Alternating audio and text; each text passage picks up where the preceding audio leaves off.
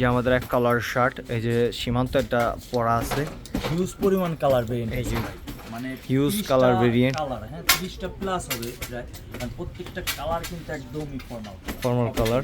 এই যে একটা টমি হিলফিগারের, প্রত্যেকটা এগুলো কিন্তু ইতিমধ্যে কিন্তু ঢুকে গেছে স্টক হয়েছে আমাদের।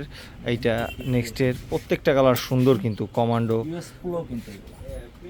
এই যে একদম প্রত্যেকটা শার্ট সুন্দর কালার।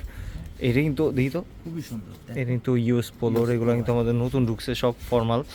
আর ও কিন্তু নিজেও একটা পরা আছে, দেখি তো তোমার আউটলুকটা, এটা কিন্তু তোমার সুন্দর লাগতেছে, খুবই সুন্দর। ঠিক আছে? আউটলুকটা সুন্দর লাগতেছে, তোমার ফিটিংটা অনেক সুন্দর। অনেকেই কিন্তু মেরুন কালার কিন্তু মেরুন কালার পরলে ভালো লাগে, ব্ল্যাক কালারের প্যান্টের সাথে পরলে ব্ল্যাক বা হোয়াইটের সাথেও মানাবে।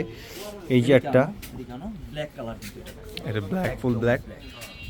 এদিকে দেখাই, এই যে একটা ব্লু টাইপের, অ্যাশ কালার।